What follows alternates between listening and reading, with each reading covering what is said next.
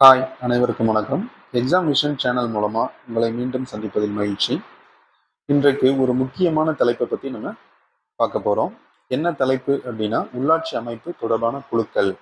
இந்த உள்ளாட்சி அமைப்பு தொடர்பான குழுக்கள் தலைப்பிலிருந்து குரூப் 4, குரூப் 2 எக்ஸாமுக்கு திரும்ப திரும்ப கேள்விகள் வந்துகிட்டே தான் இருக்கு. ஸோ அதனால இந்த உள்ளாட்சி அமைப்புகள் தொடர்பான தலைப்பு பார்க்கலாம்.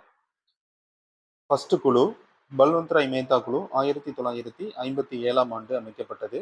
இரண்டாவது அசோக் மேத்தா குழு 1977. மூன்றாவது ஜி.வி.கே. ராவ் குழு 1985. நான்காவது எல்.எம். சிங்வி குழு 1986. டீடைல்ஸ் பார்க்கலாம். பல்வந்த் ராய் மேத்தா குழு மூன்றடுக்கு பஞ்சாயத்து முறையை பரிந்துரை செய்தது. இது எதுக்காக அமைக்கப்பட்டது அப்படின்னா, சமூக மேம்பாடு திட்டம் 1952, அதாவது சிடிபி கம்யூனல் டெவலப்மெண்ட் ப்ரோக்ராம் அப்படின்னு சொல்லுவாங்க.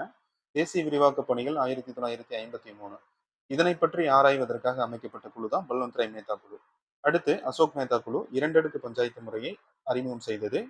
இவங்க இடைநிலை வட்டார பஞ்சாயத்து, மாவட்ட பஞ்சாயத்தை பரிந்துரை பண்ணாங்க.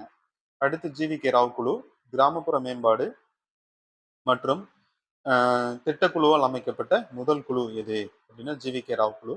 மெயினா கிராமப்புற மேம்பாடை பரிந்துரை பண்ணாங்க. அடுத்து எல்.எம். சிங்வி குழு கிராமப்புற பஞ்சாயத்துகளுக்கு புத்துயிர் ஊட்டுவதற்காக அமைக்கப்பட்டது எல்.எம். சிங்வி குழு.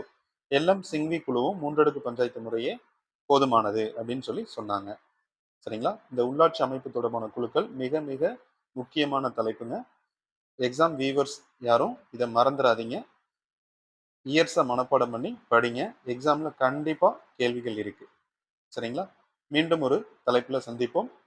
அனைவருக்கும் நன்றி. நம்ம எக்ஸாம் விஷனில் சப்ஸ்கிரைப் பண்ணிட்டு பாருங்க. நன்றி.